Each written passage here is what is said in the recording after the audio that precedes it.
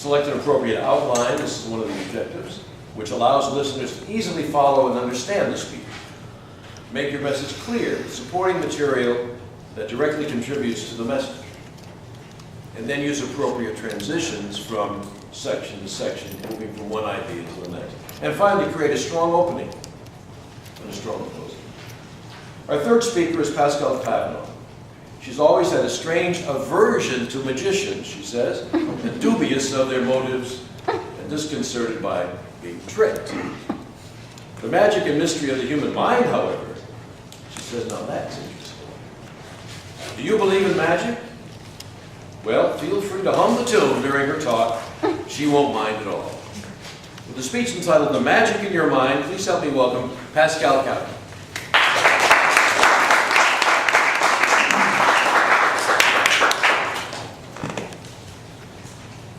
Seek, and you shall find. Ask, and it is given. Could it really be that simple? Master Toastmaster, esteemed members, welcome guests, I have a couple questions for you. Do you believe that the person who walks through their life looking for danger will be given ample evidence of violence, brutality, and fear-inducing situations? How about the person in search of grace and beauty? Do you think they will be awed by the splendor around them? I say yes to both. There's a famous spiritual teacher, Dr. Wayne Dyer, who says, when you change the way you look at things, the things you look at change.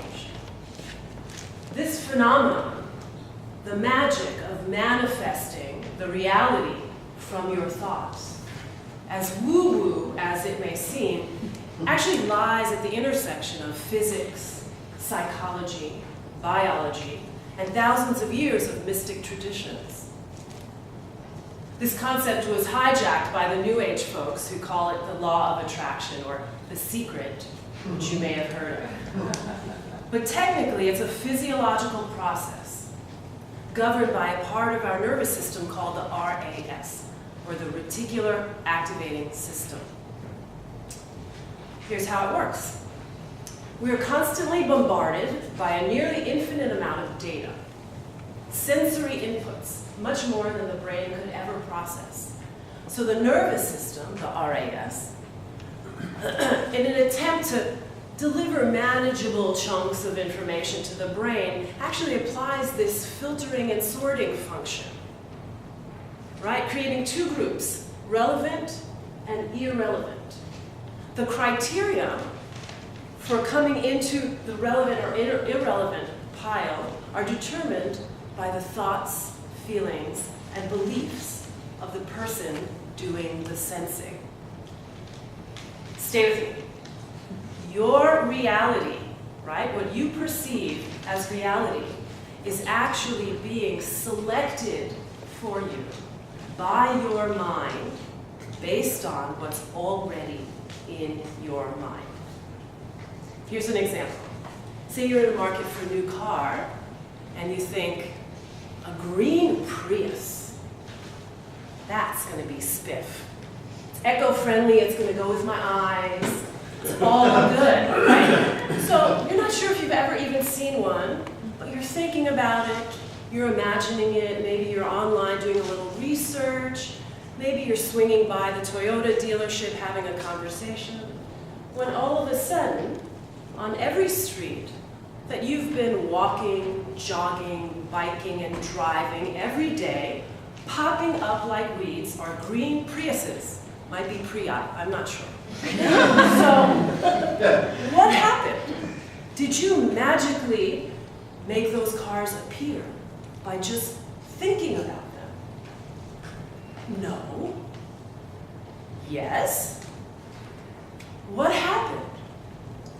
Once green Prius became a thought in your mind, it was selected into the relevant pile and you saw it for the first time. It became visible to you. Here's another example. This one not quite such a happy ending. So it's claimed that the native people of the Americas could not physically see the tall sailing ships coming over from Europe to discover America. The visuals were so outside of their range of experiences that the data was discarded by their brains as irrelevant, and they could not see the ships until it was too late. The rest, as we know, is history, because here we stand. I feel like I've spent so much of my life blind to the ships approaching my shores.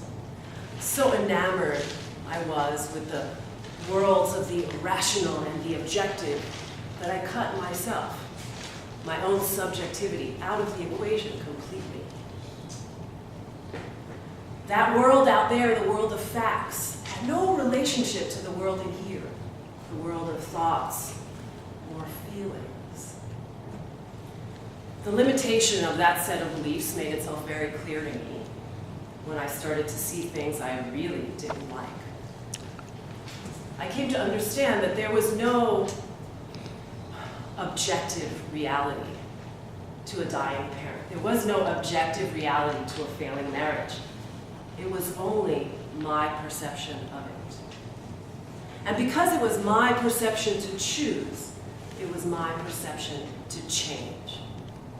Which means I could move from grief to gratitude at having shared time with a remarkable human being. I could move from failure and defeat to the acknowledgement of my responsibility, to my own empowerment, to growth. I could choose a life which would be defined by the belief that everything is a gift, just by looking for it. Invariably, the universe, via the magic in my own mind, would present it to me every time. We've all heard the saying, you have to see it to believe it. What if we could craft our lives from this moment on based on the understanding that we have to believe it to see it? What kind of magic could you create?